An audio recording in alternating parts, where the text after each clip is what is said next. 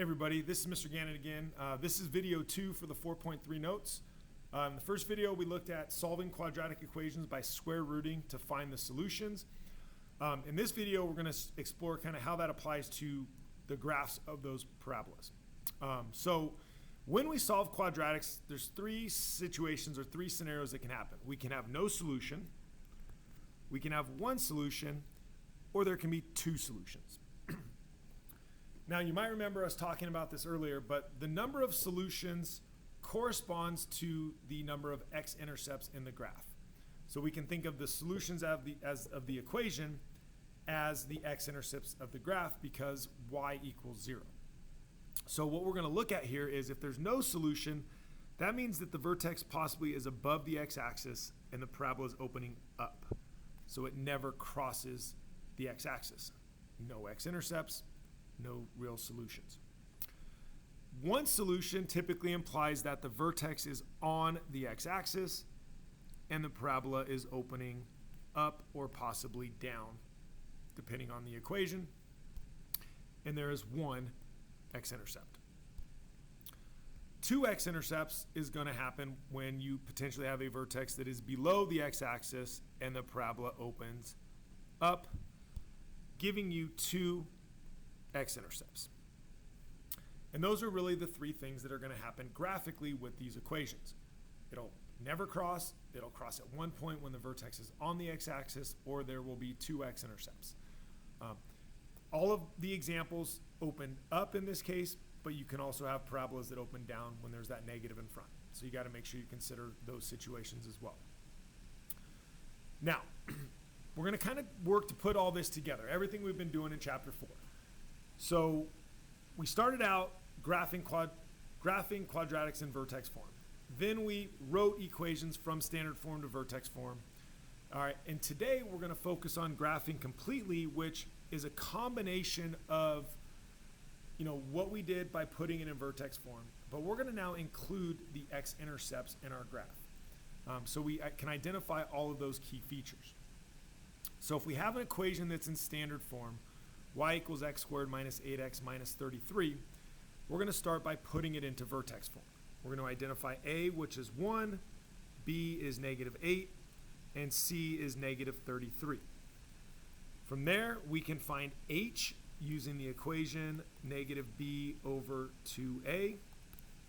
In this case, that's going to be negative 8, since b is a negative, over 2 times 1, which gives us 8 divided by 2, or 4. Easiest way to remember to find k, in my opinion, is to plug in. So what that means is we're going to take the original equation. I'm going to start by putting parentheses where the x's go. And then inside those parentheses, I'm going to plug in the 4 that we got for h. As you work to simplify this, 4 squared is 16. Negative 8 times 4 is negative 32 minus 33.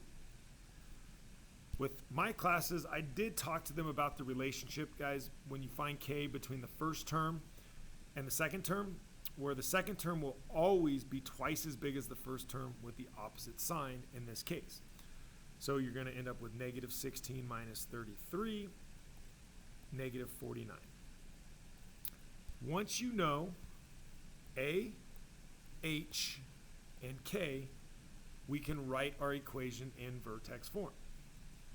Quick reminder, vertex form looks like this: a times x minus h quantity squared plus k.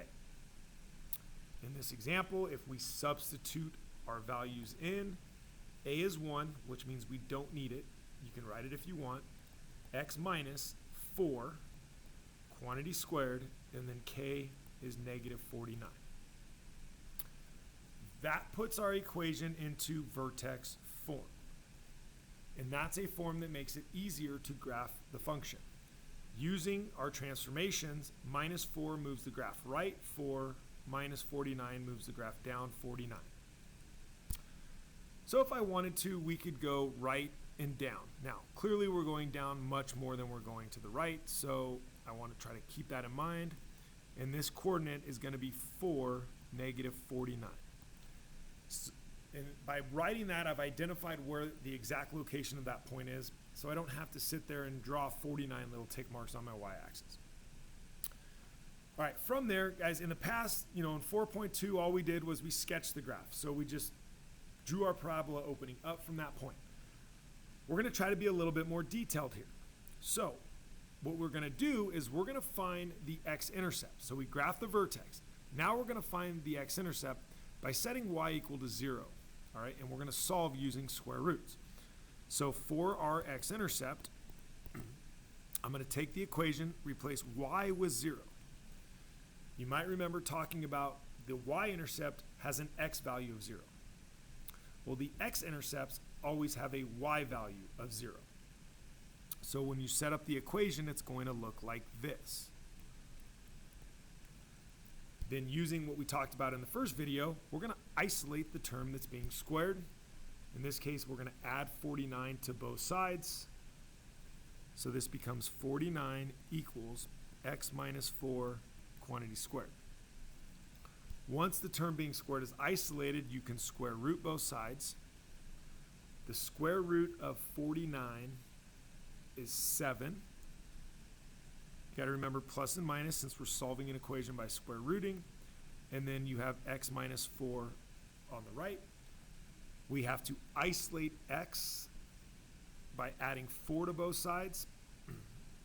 So when we add 4 to both sides, those cancel, and you could have this written as 4 plus or minus 7 equals x. Because those are like terms, you're going to get 4 minus 7, which is negative 3, and 4 plus 7, which is 11. Those solutions to the equation are the x-intercepts of your graph. And that's the relationship, the connection that we need to be able to make. So at that point, we now know that there is an x-intercept at negative 3. So you could put it maybe there, call that negative 3, 0. There's another one at 11. That's possibly going to be there. That's 11, 0. And if you sketch your parabola, it's going to look like that. We have identified the vertex, and we've identified the x-intercepts, which are the solutions to that equation. The other point that could be important here that we should be able to identify is our y-intercept. It doesn't say it over here in the notes, but you might remember talking about to find the y-intercept, you plug in 0 for x, which when it's in standard form is that particular value right there. C, in that y equals ax squared plus bx plus c, the c value is always going to be your y-intercept, which means this point is 0, negative 33. At that point, we've identified all of the key characteristics of this graph. We have the vertex, we have the x-intercepts, and we have the y-intercepts. And that's what we mean when we say graph completely, is to identify those values. All right, we're going to go ahead, guys, and try example 2. Now, what I would recommend that you do is pause the video at this point and try it on your own. See if you can come up with it on your own, and then watch the video to see how I did it. All right, that way you can kind of see where you're at with this process. Now, I do apologize that this equation is on the bottom of this page when it should be on the next page. So I'm going to go ahead and switch to the next page and rewrite that equation. So we have, for that equation, it's y equals negative x squared. Let me just make sure I get the signs all correct. Minus 2x plus 3. So minus 2x plus 3. First thing we're going to do is identify a, b, and c. So a is negative 1, b is negative 2, and c is 3. Using the equation, we now find h. So h is found using the formula negative b over 2a. So we got negative 2 divided by 2 times negative 1. 2 divided by negative 2 is negative 1.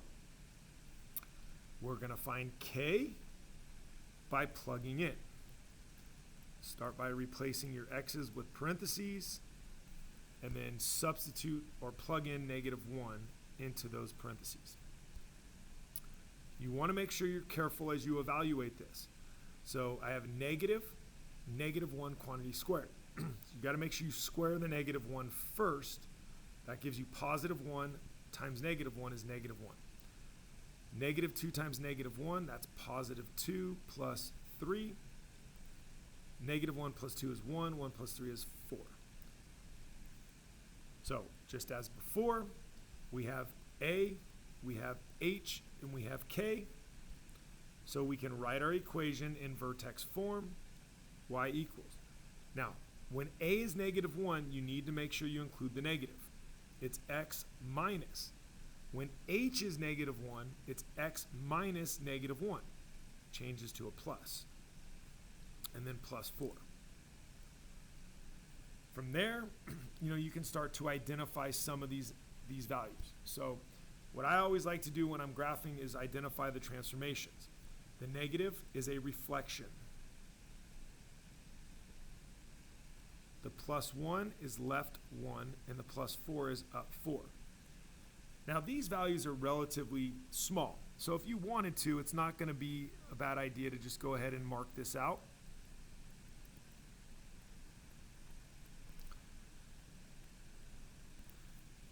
And then we can kind of plot some of these points.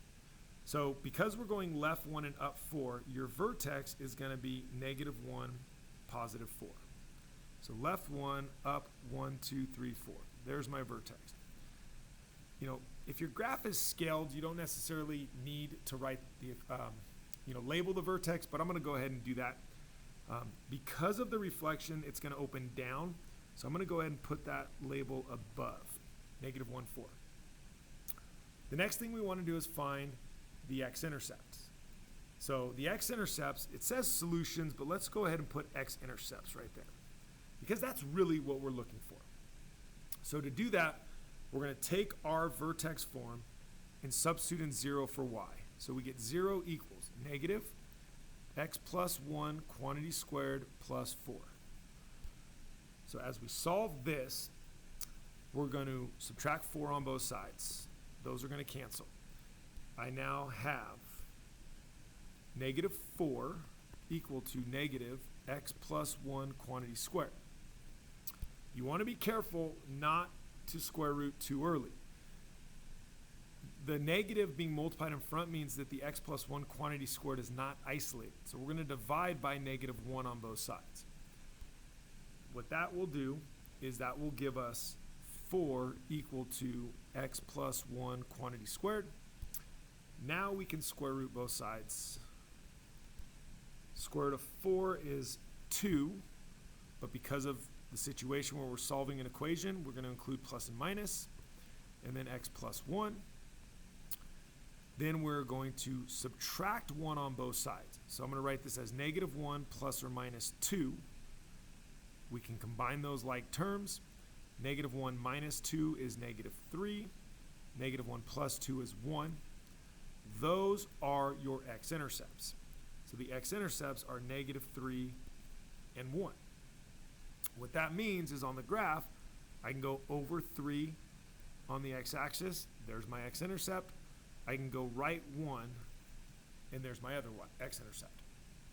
The question does also ask for the y-intercept. The y-intercept always has an x value of 0. When your equation is in standard form, this value becomes your y-intercept. Okay? That's something that can save you a little bit of time versus having to plug in 0 for x all the time. So 3 is our y-intercept. So if you go up here, we got a point here. And again, it should make sense because our vertex is at -1, 4. Our parabola is opening down. So it does, make sense based on the location of those points. We can then identify the rest of these based on that. So our domain is going to be all real numbers. Our range, because we're opening down, will be y is less than or equal to +4. And this graph, because it opens down, the vertex is a maximum, and the maximum value is 4. All right. And that's how we are going to answer all those questions. So just a reminder, this work over here is how we identified our x-intercepts. All right, guys, I'm going to stop the video here, and we'll continue it in part 3.